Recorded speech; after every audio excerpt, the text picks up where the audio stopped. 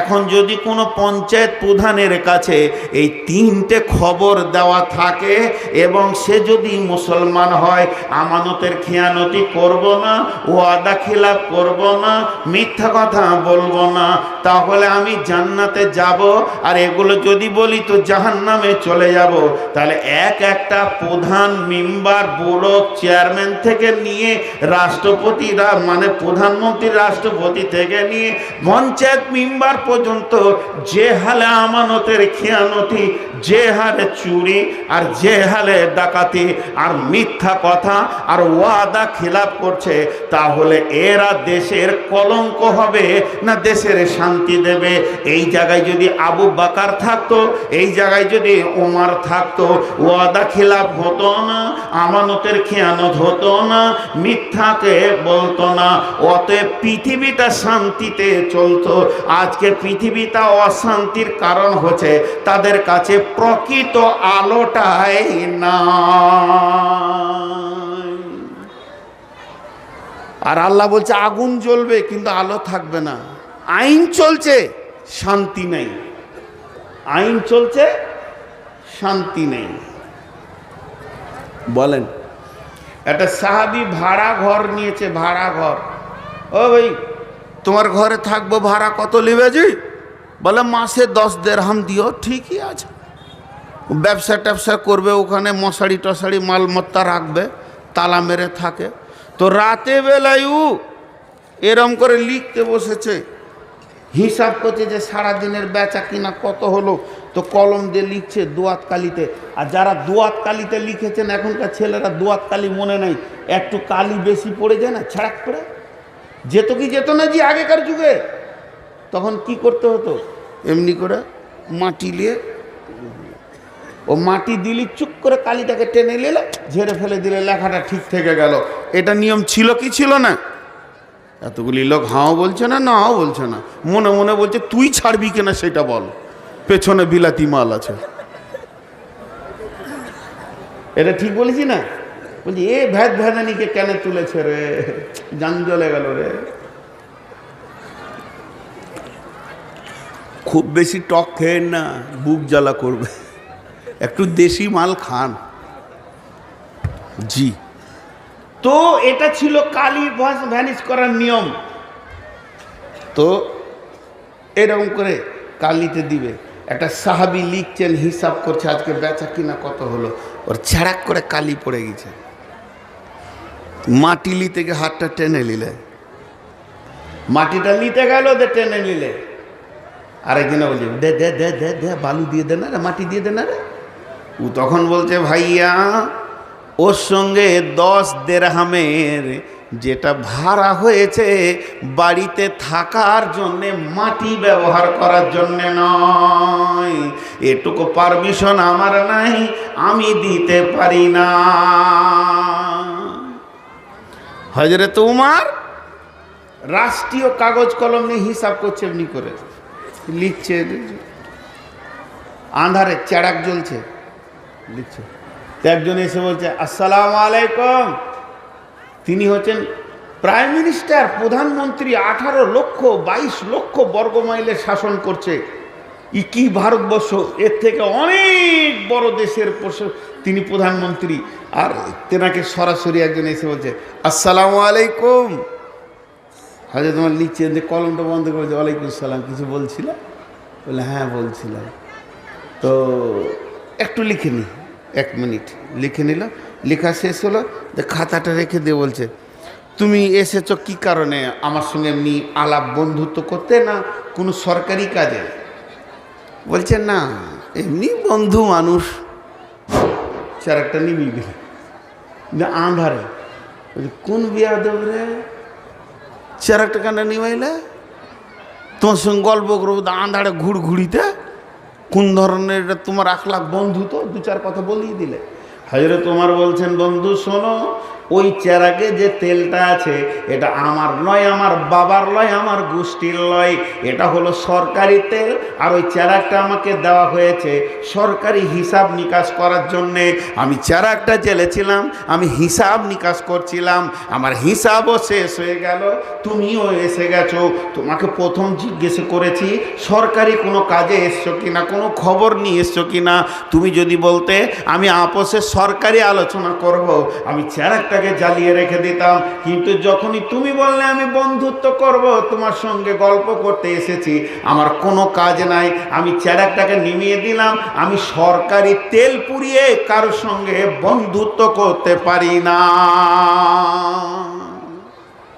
বলেন আইন কাকে বলে? আপনাদের প্রধান মনে হয় এরকমই পরেশগার, ওই জন্য চুপ করে আছেন, কিছু বুঝতে পারছেন না। জি, আজকে আজকে দেশ কোথাও চলে গেছে।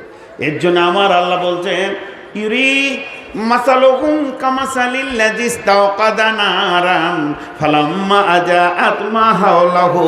পৃথিবীর বুকে যত সমাজ বিজ্ঞানী আইন তৈরি করেছে, পঞ্চায়েত চালাতে, রাষ্ট্র চালাতে, ব্লক চালাতে, দেশ চালাতে, এই আইনের ভিতরে আইন আছে, এতে দাও দাও করে আলো জ্বলবে, কিন্তু এর ভিতরে তোমরা রাস্তা দেখতে পাবে না। আর এই আইনটার ভিতরে কি আছে? এটার ভিতরে তোমার রাস্তা দেখতে পাবে, আর এটা তোমাকে ধীরে ধীরে জান্নাতে নিয়ে চলে যাবে। যে আমার আল্লাহ এক জায়গায় 10টা আইন রচনা করছেন। বিসমিল্লাহির রহমানির রহিম। কুল তাআলাউ আতুলু মা হাররামা রাব্বুকুম আলাইকুম আল্লা তুশরিকু বিহি শাইয়্যা ওয়া বিল ওয়ালিদাইনি ইহসানা ওয়া লা তাকতুলু আওলাদাকুম মিন ইমলাকিন নাহনু নারযুকুকুম ওয়া ইয়্যাহুম ওয়া লা তাকরাবুল ফাওয়াহিশা মা জাহারা মিনহা ওয়া মা বাতান ওয়া লা তাকতুলু নাফসাল্লাতী হাররামাল্লাহু ইল্লা বিল হাক্কি যালিকুম ওয়াসাকুম বিহি লাআল্লাকুম তা'কিলুন ওয়া লা তাকরাবু মালাল ইয়াতীমি ইল্লা বিল্লাতী হিয়া আহসান হাত্তা ইয়াবলুগা শুদ্দাহু ওয়া আউফুল কায়লা ওয়াল মিজানা লা নুকাল্লিফু নাফসান ইল্লা উসআহা ওয়া ইযা কুলতুম ফা'দিলু ওয়ালাউ কানা যা কুরবা ওয়া বিআহদিল্লাহি আউফু যালিকুম ওয়াসাকুম বিহি লাআল্লাকুম তাযাক্কারুন।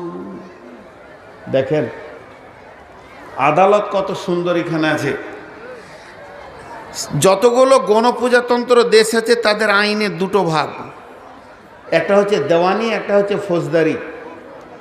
আর প্রত্যেকটার আবার 8টা ভাগ, দেওয়ানির 8টা ভাগ, ফৌজদারির 8টা ভাগ, টোটাল 16টা ভাগে দেশের আইনগুলোকে রচনা করে করে করে করে ব্লক তৈরি করা হয়েছে এবং দেশ চালাচ্ছে, মানুষ চালাচ্ছে, মানুষ মানুষের আইনে মানুষকে চালাচ্ছে, আল্লাহর আইনে নয়। আল্লাহর আইন তাদেরকে ভালো লাগেনি। কিন্তু আমার আল্লাহ যে আইনগুলো আপনাকে আমাকে দিয়েছেন, নবীজি যে ধারাগুলো রচনা করেছেন, এর ভিতরে নোরানি রাস্তা লুকানো আছে, পৃথিবীর অন্য কোনো আইনে নেই। তো এখানে 10টা কথা আল্লাহ বললেন, যদি তোমরা প্রকৃত ঠিক রাস্তায় চলে আল্লাহকে পেতে চাও, তাহলে 10টা জিনিসকে মেনে চলো, 10টা ধারাকে। 10টা ধারা। নাম্বার 1, আল্লাহ তুশরিকু বিহি শাইয়্যা। খবরদার, পৃথিবীতে বেঁচে থাকায় যতদিন থাকবে, খবরদার ভুলবশত যেন তোমার দ্বারা শিরকের মতো গুনাহ না হয়। শিরক হলো এমন একটা ধৃষ্টতা, অন্ধতা, যা আল্লাহ থেকে মানুষকে অনেক দূরে করে দেয়। বান্দা আল্লাহ আল্লাহ বান্দা সম্পর্ক ছিন্ন করে দেয়। শিরক এমন একটা গুনাহ যা পৃথিবী এবং আখিরাতে উভয় জায়গায় সে আল্লাহর কাছ থেকে দূরে থাকবে। আল্লাহ তাবারাক ওয়া তাআলা বলছেন, ইন্নাহু মাইয়ুশরিক বিল্লাহি ফাকাদ হারামাল্লাহু আলাইহিল জান্নাতা ওয়া মাওয়াহুম নার ওয়া মাওয়াহুম জাহান্নাম। আল্লাহ তাবারাক ওয়া তাআলা বলছেন, নিশ্চয়ই পৃথিবীতে যারা শিরকের মতো গুনাহ করবে তাদের জন্য জান্নাতকে হারাম করে দেয়া হবে, তাদের ঠিকানা হবে জাহান্নাম। অতএব শিরকের মতো গুনাহ থেকে বেঁচে থাকো। ওয়াবিল ওয়ালিদাইনি হিসানা, মা আর আব্বার সঙ্গে ভালো ব্যবহার করবে। খবরদার মা বাপকে কষ্ট দিও না, মা বাপের সঙ্গে সদাই ভালো ব্যবহার করো। মা বাপের সঙ্গে ভালো ব্যবহার করলে পৃথিবীতে শান্তি, মওতে শান্তি, আখিরাতে শান্তি। পৃথিবীতে রুজির বরকত হবে আর মওত হবে অতি আসানে। বিশ্বনবী বলছেন, মা বাপের সঙ্গে যারা ভালো ব্যবহার করে তাদের মওত হবে আসানে। ওয়ান জাবিরিন রাদিয়াল্লাহু তাআলা আনহু قال رسول الله صلى الله عليه وسلم من سلكن فيه يسر الله حتفه ويدخله جنته। যারা পৃথিবীর বুকে তিনখানা আমল করে যাবে তারা দুইটি আল্লাহর কাছে প্রাইজ পাবে। একটা হলো কমজোরকে সাহায্য করবে, 2 নম্বর হলো আপনার কিনা মা বাপের সঙ্গে ভালো ব্যবহার করবে, আর 3 নম্বরে হলো তারা যারা কাজের লোককে ভালো ব্যবহার করবে। আল্লাহর নবী বলছেন তার মওত আসানে হবে, সে জান্নাতে যাবে। অতএব মা বাপের সঙ্গে ভালো ব্যবহার করো। 3 নম্বর হচ্ছে ওয়ালা তাকতুলু আওলাদাকুম মিন ইমলাকিন নাহনু নারযুকুকুম ওয়া ইয়্যাহুম। খবরদার নিজের সন্তানকে রুজি দেওয়ার ভয়ে কেটে ফেলে দিও না, নিজের সন্তানকে ভালোবেসে রাখো। পৃথিবীতে যতগুলো সন্তান আসছে এদেরকে আসতে দাও, খবরদার লাইগেশন করে দিও না। লাইগেশন করে দিলে পরে তোমার সন্তান আসা বন্ধ হয়ে যাবে, তার মানে তুমি মার্ডারের আসামি হয়ে গেলে। তুমি নিজেকে রুজি দাতা মনে করেছো বলে মার্ডার করেছো, তুমি নিজেকে আল্লাহর কুদরতের ওপরে হাত চালাতে গেছো, 3খানা আসামি হয়ে কিয়ামতের মাঠে উঠবে। এর জন্য আল্লাহ তাবারাক ওয়া তাআলা বলছেন ওয়ালা তাকতুলু আওলাদাকুম মিন ইমলাকিন নাহনু নারযুকুকুম ওয়া ইয়্যাহুম। রুজি তো আমি দিয়ে থাকি, অতএব খবরদার তোমরা সন্তান কতল করিও না। 3 নম্বরে আইন বলছেন ওয়ালা তাকরাবুল ফাওয়াহিশা মা জাহারা মিনহা ওয়া মা বাতান। যেখানে প্রকাশ্যে এবং গোপনে গুনাহ হয়, কাবিরা গুনাহ চলে, ফাহেশা কাজ চলে, ওই জায়গায় যেন গোলাম রে তোমাদেরকে আমি দেখতে না পাই, ওই জায়গায় তোমরা দাঁড়াবে না। যেখানে লুডু চলবে, তাস চলবে, জুয়া চলবে, মদ চলবে, আপনার কিনা দাবা চলবে, বেশ্যাগিরি চলবে, রান্ডি থাকবে, বেশ্যা থাকবে, সুদ মদ চলবে, প্রকাশ্যে নাফরমানি চলবে, ওই জায়গায় তোমাকে যেন পাওয়া না যায়। ওয়ালা তাকরাবুল ফাওয়াহিশা মা জাহারা মিনহা ওয়া মা বাতান ওয়ালা তাকতুলু নাফসাল্লাতী হারামাল্লাহু। এক মানুষ আর এক মানুষকে অন্যায় এভাবে কতল করবে না, মার্ডার করবে না, এটা তোমাদের জন্য হারাম করে দিলাম। খবরদার এ কাজ যেন তোমার জন্য না হয়। হারামাল্লাহু যালিকা ইল্লা বিল হাক্কি, হকের সঙ্গে কতল করা যাবে। যালিকুম ওয়াসাকুম বিহি লাআল্লাকুম তাকিলুন। এই ওসিয়তটা আমি আল্লাহ তোমাদেরকে করছি, যদি তোমাদের চেতনাটা থাকে তো বুঝে নেবে।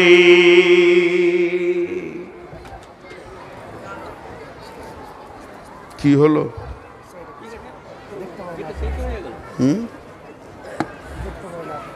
কে দেখতে পায় না? আমাকে দেখে কি করবে?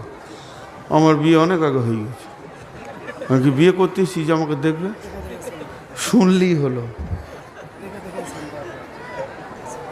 এটা সভাপতি নাকি?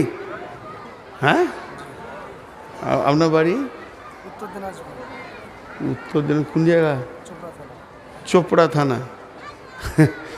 খুব ভালো জায়গা। গোয়ালপাড়া পার হয়ে না?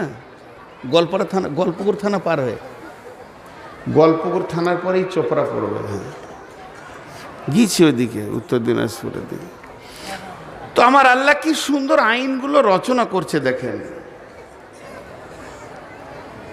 আইনগুলো কিভাবে রচনা করছে দেখেন। খুব ভাবতে হবে এগুলো। কোরআনে আদালত আছে, খালি এটা জেনে রাখেন। কত উকিল ঠান্ডা হয়ে গেল, জি কত উকিল ঠান্ডা হয়ে গেল। ন্যায় বিচার একমাত্র কোরআন ছাড়া পৃথিবীর আর কেউ দিতে পারেনি আর পারবে না। এটা আমার আকীদাই নাই যে দিতে পারবে। জি ভাই, এগুলো ভাবতে হবে। এখানে আল্লাহ 5টা ধারা বললেন। সন্তান কতল করা এটা কাবিরা গুনাহ। আর এক জায়গায় আল্লাহ বলেন ওয়ালা তাকরাবুল ফাওয়াহিশা মা জাহারা মিনহা ওয়া মা বাতান, প্রকাশ্যে গোপনে যেখানে কাবিরা গুনাহ চলে, তাস চলছে যাব না, জুয়া চলছে যাব না, লুডু চলছে যাব না, দাবা চলছে যাব না, মদ চলছে যাব না, জেনা ব্যভিচার চলছে যাব না, চুরি যেখানে চলছে যাব না। এই বলতে বলতে আমি নাম বলছি না, একজন আলিমকে আমি জিজ্ঞেস করেছিলাম,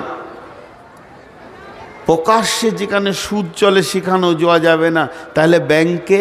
বলে ব্যাংকের মাটিতেও তাকওয়ার নজরে পা দেওয়া যাবে না। তাকওয়ার নজরে।